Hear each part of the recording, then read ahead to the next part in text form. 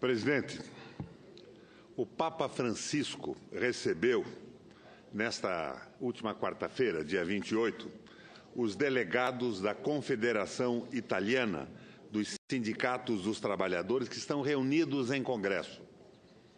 O que o Papa disse, eu passo a transcrever agora. Não existe uma boa sociedade sem um bom sindicato. E não há um bom sindicato que não renasça todos os dias nas periferias, que não transforme as pedras descartadas da economia em pedras angulares. Sindicato é uma bela palavra que provém do grego. Sindique, isto é, justiça juntos. Não há justiça se não se está com os excluídos. E a nossa posição aqui, no plenário, a minha e de tantos outros companheiros, é a posição de estarmos juntos dos excluídos. E excluído, nesse caso, é o povo trabalhador brasileiro que está sendo vítima de um atentado com a modificação, que na verdade é a deformação definitiva da CLT. Eu trouxe aqui uma relação elaborada no meu gabinete de 10 motivos para se rejeitar a reforma trabalhista. 1. Precedência do negociado sobre o legislado. O trabalhador, como parte fraca, vai se defrontar com o patrão forte, sem qualquer proteção legal. É a raposa negociando com as galinhas. 2. Destruição da justiça do trabalho, como instrumento para equilibrar os poderes do trabalhador e do padrão das relações trabalhistas. Querem acabar com a mediação da justiça do trabalho. É o negociado sobre o legislado. 3. A instituição do trabalho intermitente, que na prática, para milhões de trabalhadores, vai liquidar com a obrigatoriedade do pagamento ao trabalhador do salário mínimo. Estão abolindo o salário mínimo no Brasil. 4. A impossibilidade prática de novos trabalhadores se aposentarem, sobretudo quando se considera a possível generalização do trabalho intermitente. 5. O enfraquecimento planejado dos sindicatos em termos financeiros, com a retirada abrupta do imposto sindical. 6. O enfraquecimento funcional dos sindicatos, na medida em que não mais se requererá a presença obrigatória para homologação de rescisões de contratos de trabalho. 7. A generalização da terceirização, inclusive em setores empresariais de atividades afins, com inevitável precarização do mercado de trabalho em larga escala. 8. A pejotização é a transformação do trabalhador em pessoa jurídica, generalizada da força de trabalho. Cada trabalhador vai se transformar em uma empresa, sem direito a férias. 13º, descanso remunerado, recolhimento do fundo de garantia, desconto para a Previdência. As empregadas domésticas, por exemplo, recentemente reconhecidas como trabalhadoras, serão compelidas à pejotização, a se transformarem em pessoas jurídicas, retornando à condição anterior de trabalhadoras precárias. 9. A jornada de trabalho poderá ser estendida ilimitadamente, pois dependerá de negociação direta entre trabalhadores e empregadores. Em uma circunstância como a de hoje, com quase 14 milhões de desempregados, é de se prever que o trabalhador aceitará jornadas de trabalho estendidas.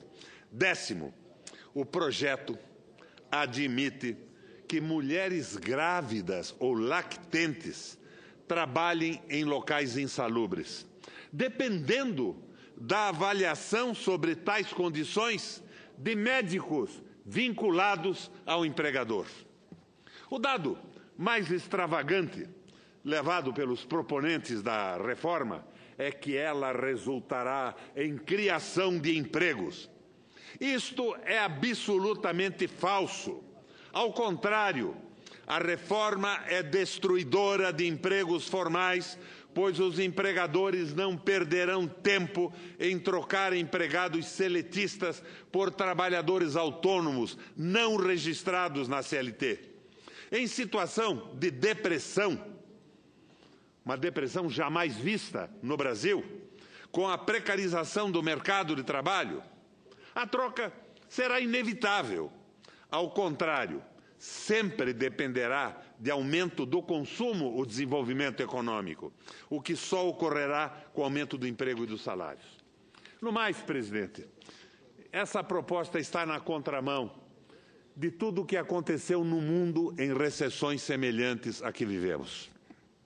Na Alemanha, o governo, nas mãos do economista Yarman Shash, reduziu o pagamento de juros na rolagem da dívida a quase nada e fez uma negociação com as grandes empresas nacionais para o restabelecimento da infraestrutura do país, as autobans, as siderúrgicas, as hidrelétricas, e garantiu para as pessoas que investissem nesses projetos uma taxa interna de retorno garantida pelo Banco Central, que chamou-se MOF.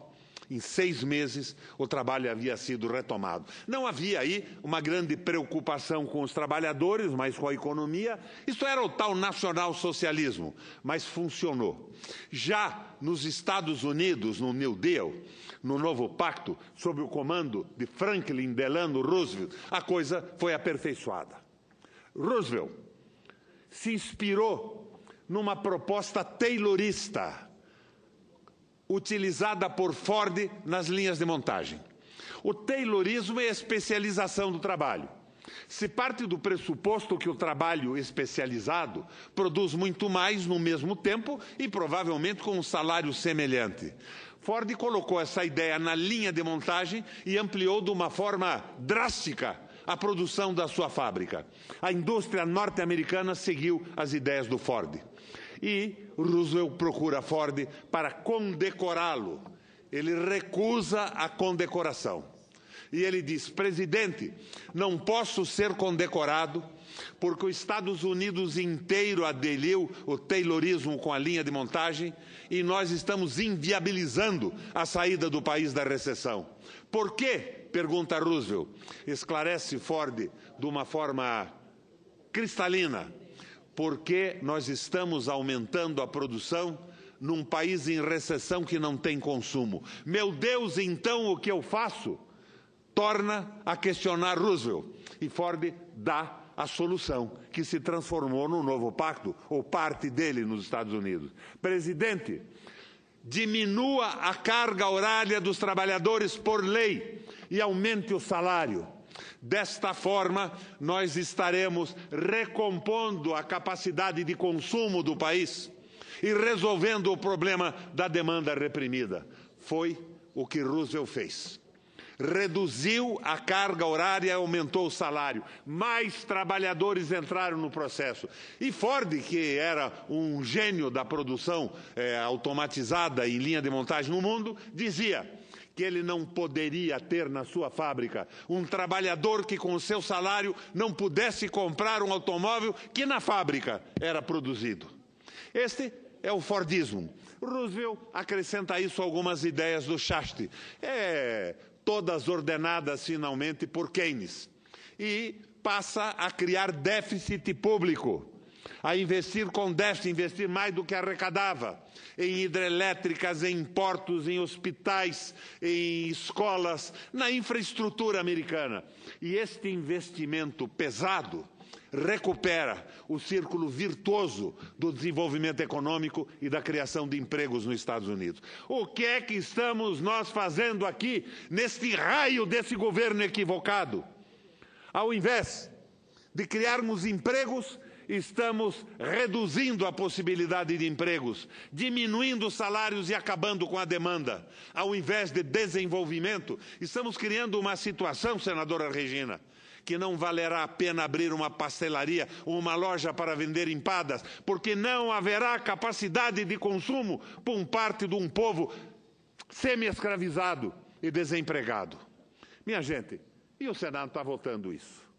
Parece inacreditável que isso esteja ocorrendo, por engano de alguns, por equívoco ideológico e por uma absurda fisiologia de pessoas que não querem enxergar nada além da emenda que consegue para sua base eleitoral, do emprego que consegue numa estrutura pública estatal, num ministério ou numa empresa.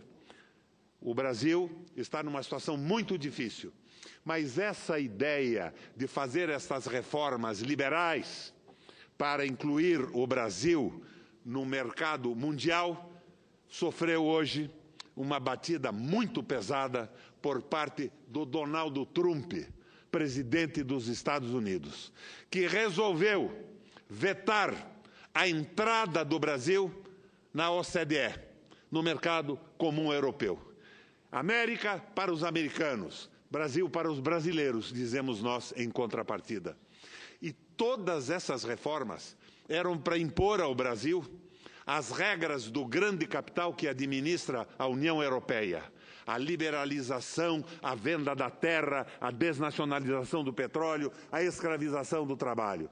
Mas parece que o Trump nos faz um favor com uma providência que a cabeça fechada da Câmara Federal e essa insistência completamente tola do Senado da República parece não ter entendido ainda. Povo na rua, minha gente.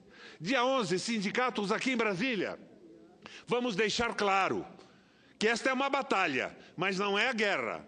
Que se o trabalhador brasileiro perder a batalha da reforma da CLT no plenário do Senado, com o voto equivocado dos senhores e senhoras senadores, a batalha será prosseguida, porque o Brasil não se conformará com esta semi-escravatura e os brasileiros vão vencer esta guerra. Mais hora, menos hora.